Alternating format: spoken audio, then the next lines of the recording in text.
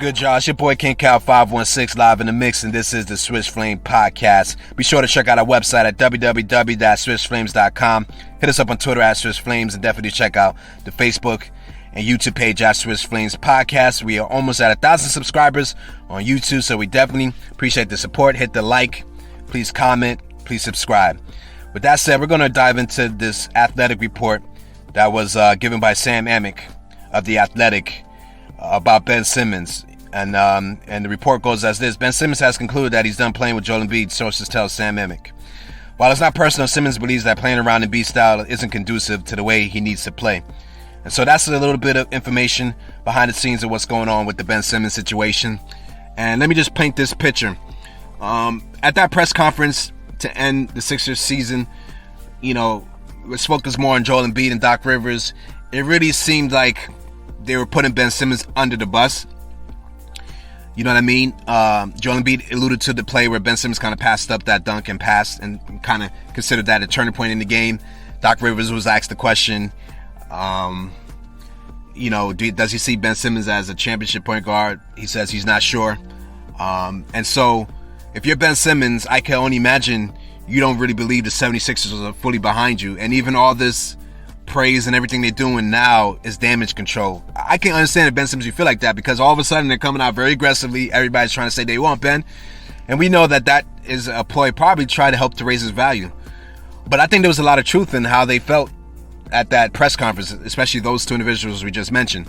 And if you're Ben Simmons, early in the season, you were in trade rumors for James Harden, which is understandable. I mean, if you can get James Harden in, obviously any team, you're going to look to, you're going to look into that. But I truly believe Ben Simmons does not feel that the Philadelphia 76ers are fully behind him. And I believe that's more the issue at hand that's going on in this situation. And I don't think it's repairable, because I think Ben Simmons now has checked out and he's fully ready to move on and get a fresh start. And sometimes when people get to that point, there's no turning back. So I don't think this is a situation where they can work it out. I think this is really a situation where Ben Simmons really wants out. And right now, it looks like a game of chicken. But I want to dive into this part where he talks about he doesn't believe playing around Embiid's style is conducive to the way he needs to play. And I understand what he's trying to say. I don't even think that's shade thrown to Joel Embiid. I've been saying this for a while. Even though you can look at the statistics, they'll tell you that, these guys have had a lot of success. That is true. But ultimately, I feel like for Ben Simmons to grow in the way he needs to grow, obviously we know the free throw shooting. Obviously we know the shooting. To me, a lot of that is more mental than him having to necessarily change his technique. Like, for instance, Lonzo Ball needed to change his technique because the technique was off. If you look at Ben Simmons' form, nothing looks wrong with his form. I just truly believe it's a mental thing.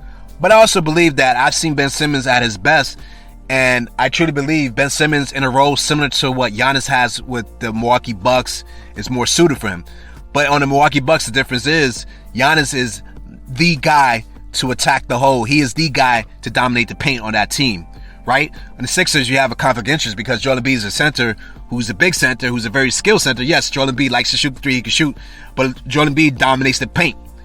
And so he's the primary option on the Sixers. He's the number one option.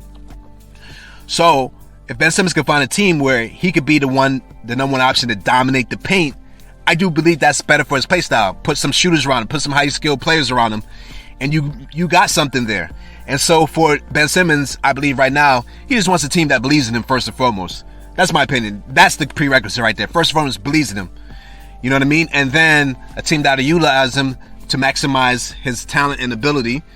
And I think that's what he's looking for. And so I believe that's where these statements are coming from. You know what I mean? And I do believe, like I said, if he can find a team kind of like what Giannis does, I do believe you will see a better version of Ben Simmons in particular, when it comes to that. And so this is the stuff that's been linked to me. We had one other thing I want to address before I head out of here, but Kevin O'Connor, basically reported that Ben Simmons wants to land on a team built around him. League sources say the primary motivation for Clutch Sports' aggressive holdout is to steer him to be around a team built around him for offense. On offense, rather. All right, so that's just another report. Once again, locking down on the fact that, Ben Simmons' representation, Ben Simmons, they want to be around a team that's built around him. Now, is there a team that's willing to trade for him? that's willing to use Ben Simmons as the centerpiece, we would have to see and wait as far as that goes. But I don't think Ben Simmons is done. I don't think Ben Simmons is washed. I do believe accountability is an important thing. So when it comes to a lot of things being addressed in the locker room, that's where it needs to be addressed. And so I think where the Philadelphia 76ers went wrong, especially with Doc and Embiid, you address something publicly that all you needed to do is address behind closed doors. And I believe that little shift in that philosophy probably could have salvaged the situation better than when you aired it out like that to Ben Simmons. It's like you just showed what you believe. And so it's kind of like you kind of put me out there on blast to the media world, and you put more pressure on me, you make me feel even worse than I probably already feel.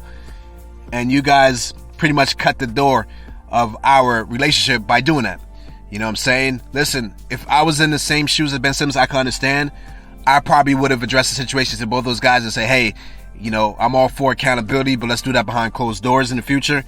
And I probably would have, you know, just see how it works moving forward in the future. But once again, we don't know how much has been going on behind the scenes, and we don't know how much more possibly has been going on behind the scenes that has led Ben Simmons to be this aggressive on holding out and not wanting to be a part of the 76ers organization anymore. But with that said, it's your boy King Cal 516. Let me know what you guys think about this whole Ben Simmons situation, about this information about him wanting to go to a team completely built around him.